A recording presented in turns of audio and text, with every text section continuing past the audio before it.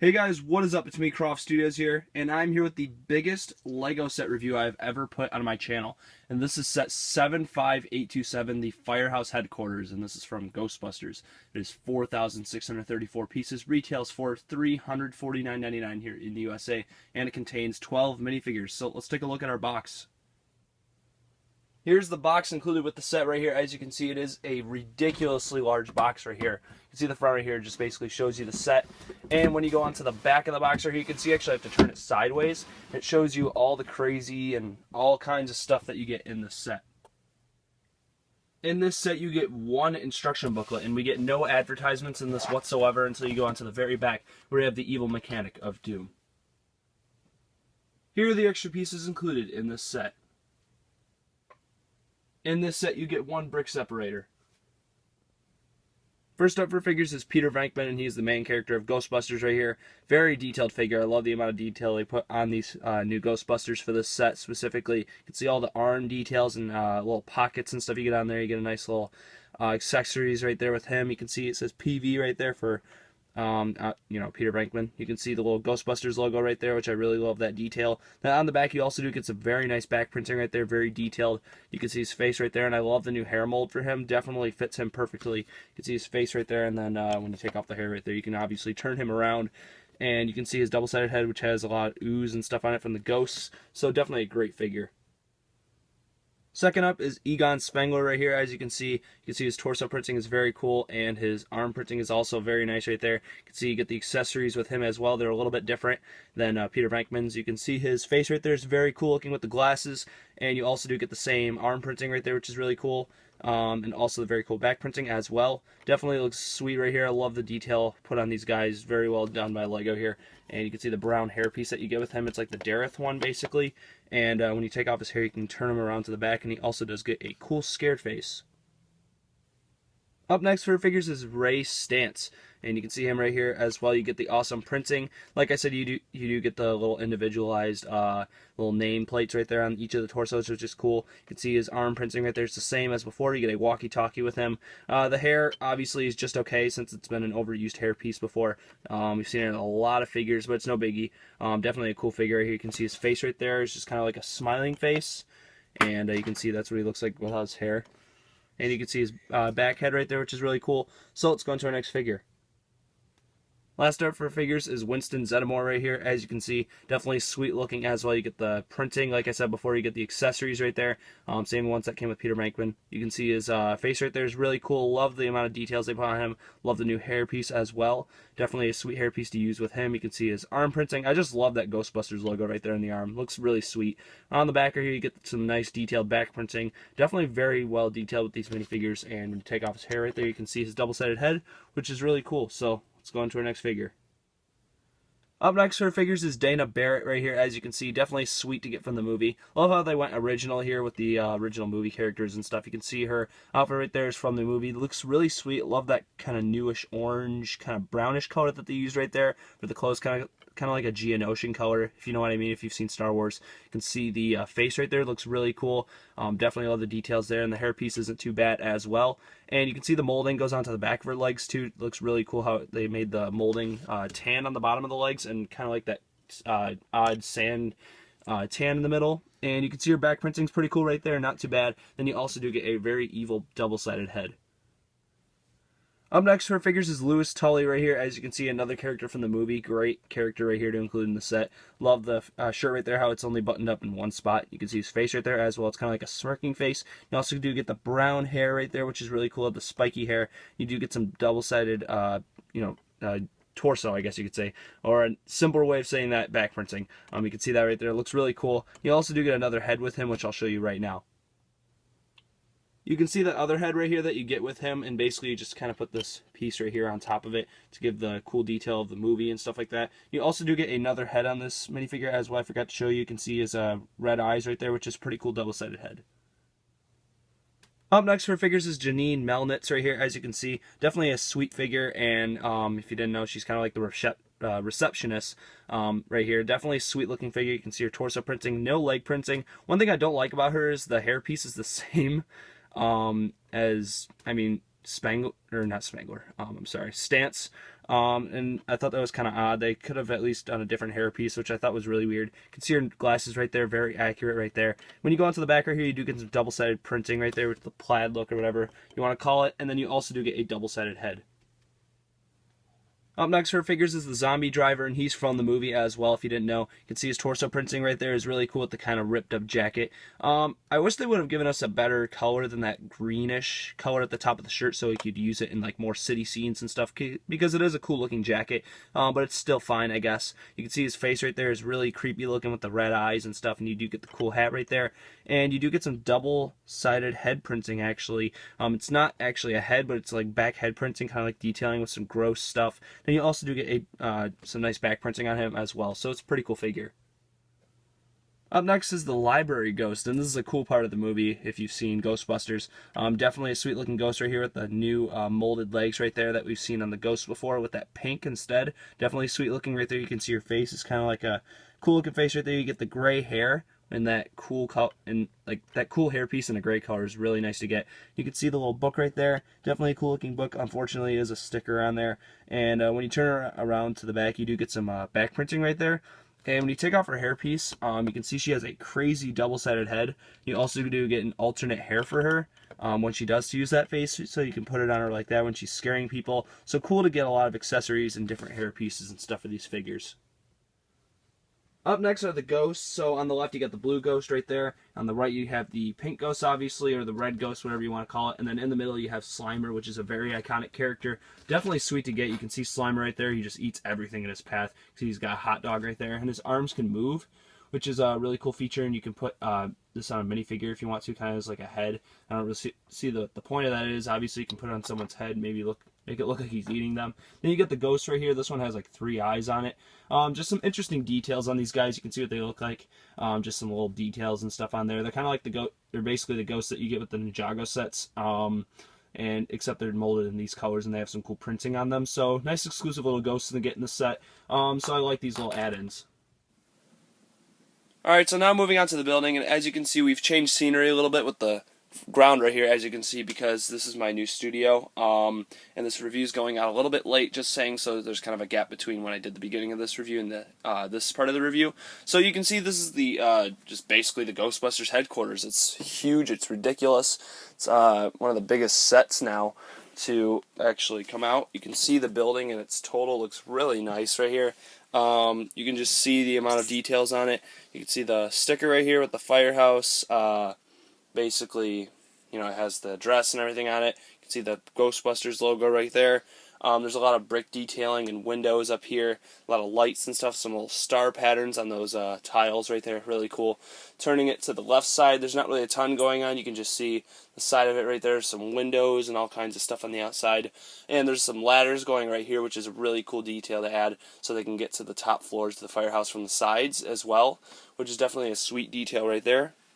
And moving it on to the back right here, you can just see there's a lot of random pieces and stuff. Obviously, you wouldn't really see this if it was a real building because it's just up against a bunch of other buildings.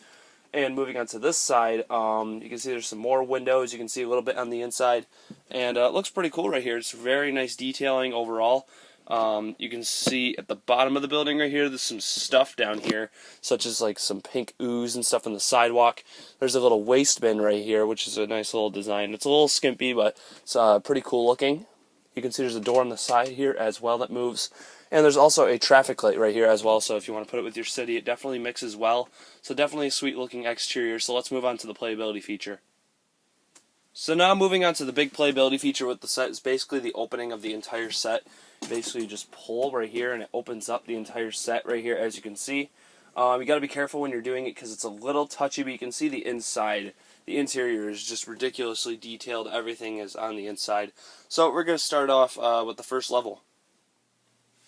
So starting off is the lower level right here. As you can see, there's a lot of details on the inside here. There's a very cool computer. It's an old style computer right here. As you can see, it has some nice details on there. Love the look of that right there. You can see there's a cool little basically brick type of thing right here. It says Ghostbusters on it. See the look of that? That's really cool looking. I love the look of that. Definitely a sweet piece right there. And it just kind of sticks on that desk. And there's also some newspapers. These two are the exact same. If you didn't know, definitely sweet looking right there. Love the look of those newspapers. There's a little Ecto 1 license plate over there for some reason, which is pretty cool. You can't really see it. It's a little yellow license plate. There's a lot of tools going on. There's some packages over here. A little letter right here. There's some stickers and stuff. And you can see how this kind of like moves around. You can kind of just put it in different spots if you want to. The chair swivels as well. There's also another chair back here, and there's some little areas back here, like a little radio. There's a little blue head right there, which is cool. It's like a translucent blue head, which looks really sweet right there. And you can see how these open up if you want to. So you can it's basically just like a door right there. So moving on to this side of the building right here, at the bottom, you can see there's a couple of little areas for Ghostbusters to put their packs in right here. You can see this is Spengler, this is Stantz, and this is Venkman right here. And you can see all of them can fit their packs on the inside. They just fit in there nice and tight. And I really like the use of this brown piece in here, how it's like a brown door instead of clear, which is really cool. You can see the light pole piece that they used on the inside here to hold this up. And I'll show you this feature later. It's a really nice feature. It goes through all 3 floors. And moving on to the other side of the first floor, which is over here. Basically where the stairs are to get to the next levels, and that's what I really like about this building, is that they have stairs for you to get to the next levels instead of just nothing. They just have to fly up apparently in most buildings. But I like this. They're actually getting some pretty unique aspects right here. You can see the stairs right here, how they work. You just walk up them. Then you obviously right here get a really cool piece right here, which basically you just pull this down. It's a reactor type of thing. Definitely a cool piece right there. So the details on this first floor are very cool. And one more small detail is on the wall right here. I'm just going to kind of take the piece off. It's a tile, which basically it's just a little sticker tile with some notes and stuff on the wall. So definitely a cool sticker piece right there. So I like the first level. It's not super detailed, but it definitely gets the job done. Moving on to the second levels, which is basically the living quarters right here. I really like the designs for these chairs because you can still stick them in the seat with the design because their butt pieces can kind of fit on there, which is cool. Very nice chair design right there. You can see right here on the table just some little details and stuff. There's a little kitchen area over here. In the back there's a little pizza sticker. It's basically a pizza box. I'm not really going to go into that. It's not super detailed. But you can see right there's a cool one of my favorite things right here is basically the cereal box. That's a printed piece, very nicely done. You can use that in any city scenario. You can see the fridge right here, which is pretty cool as well. If you move this chair out of the way, I'll just pull out the fridge so I can show it to you, that design. It's a pretty cool looking fridge. You can see you just open it right here. There's a pizza in this part. In this part there's a little milk carton and some cheese, which is cool. So definitely took a lot of time into detailing the little living quarters here. Definitely sweet looking, so it's very accessible if you want to get stuff out of there. See how it just sits in there. And there's also a little furnace over here, and I love this video game design right here. The stickers on there has a little Ghostbusters logo. Definitely sweet looking, and you can see the Stay Puft little pixelated look of him right there, which is really cool. So now we're going to move on to this part of the building over here. It's a little hard to see. I'm going to shine a light back there so you can see it a bit better. Which is basically the beds area. It's a little hard to access, but the beds are pretty cool designs. You can see them right there. There's 3 of them, and they all just sit right there, and there's a little desk right there with a lamp right there. So there's 3 beds right there, which is pretty cool. There's no 4th bed, unfortunately, but obviously one of the Ghostbusters doesn't live there, if you didn't know. So that's pretty cool right there, how they stayed accurate. And now moving on to this side, basically the bathroom, which is right inside of the room. You can see right here, it looks really cool. You can see how this can move down if you want it to. It's just meant to stay up most of the time though. There's a toilet right here, and you can see there's ooze on the side of it and stuff. It's kind of gross. And there's a little mirror piece right here, which actually does work. You can see my finger in the reflection, which is really cool. I love that. And there's also a little bathtub right here. It's kind of hard to see. It's basically like a shower. You can see the shower head right there, which is a cool design. It's very hard to access this area though. Unfortunately, you can't really see the details of what's actually on the inside. You can see it a little bit better. There's a shower head and there's some other details. It's just hard to access that area, unfortunately. And then moving on to this side right here, basically some more stairs. And this time it kind of curls around like this if you want to go up, which is cool. And on the inside it definitely makes sense architecturally, so it's when you turn this inside you can see how the stairs would still work. So definitely a great design here. So let's go into the 3rd floor. So moving on to the 3rd floor and final floor of the Ghostbusters HQ right here, as you can see, is basically a recreational area and also experimental area, which is really cool. They used a gray minifigure plate right here by the table, and you can see how it's actually on a curl, but it still sticks. Like a curve kind of. It's kind of like on an angle, but it still sticks to the floor because of the way the pieces are set. Definitely a very nice design right there. So the table is sturdy still, even though it's like kind of on a crooked angle. Very nice job getting that. There's a lot of things like small details around. There's a computer screen right there. You can see on the wall right there it has some points.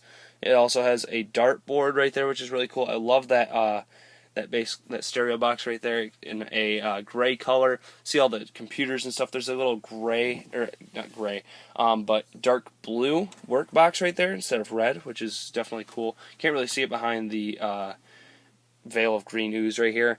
You can see there's some more details on the wall. There's a speaker, just a lot of small little details and stuff on the inside of here. Definitely sweet looking. You can see what this computer looks like. It says Vigo the Carpathian, which is definitely a cool little detail right there. You can't see it. You can see what that looks like. Definitely a sweet detail, and it just kind of hooks right there so that it's another computer. And moving to this side right now, on the upper level, you can see there's a pool table, which is really cool. You can see the little balls up there. Definitely a very nice design for a pool table. There's a New York Lincoln type of little sticker up there, and there's also a map right there, which is really cool. Very nicely done right there.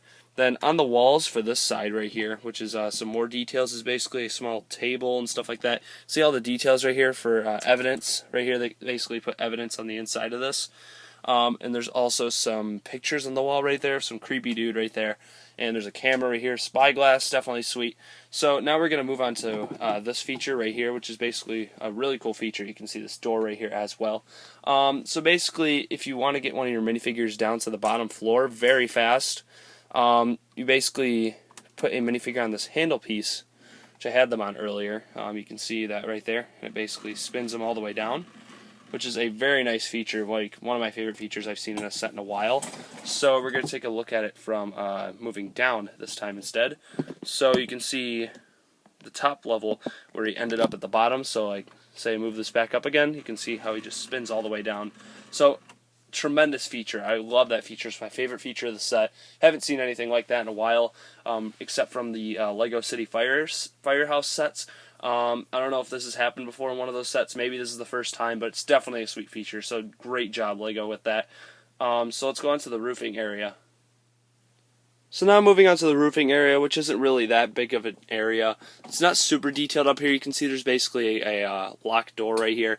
There's not really many details up here. And this is the door from the final level of the building right here to get to the top. So I just thought I'd show you the top. There's not really a ton up here, but you can have some epic battles or something up there if you want to. So that's basically what it looks like. Alright guys, now onto the rating on this set. I'm not going to go super in-depth with this rating because I think everybody knows what this is about to get. This is getting a 10 out of 10. Perfect set. I do not have any complaints with it. It's very well done, very accurate to the movie, has a lot of characters that we've been waiting for. Just overall, it's a very nicely done set. And for the piece count and the price, you cannot beat that. 4,634 pieces for $350, which is, I mean, that's a ridiculous deal. If you're talking, you get over 1,000 extra pieces really for your dollar that you're paying, which is a very, very good deal. You're getting a lot of nice pieces in this set overall. Just the design of the building is very well done for what they had and what they could build. And this is a licensed set, as you know. And so the deals that the amount of money you're paying for the set overall for a licensed theme and the amount of pieces with it, it's just an outrageous deal. Definitely a great set. I definitely recommend you pick it up if you're a huge Ghostbusters fan. If you're willing to spend this much money on something, why not go get it? But if you're not super into Ghostbusters, I wouldn't see why you would get this set. But it's definitely a sweet set if you're a fan of the movie, and I definitely think you should pick it up if you're a Ghostbusters fan. So yeah, I hope you've enjoyed this review. Make sure to comment and subscribe.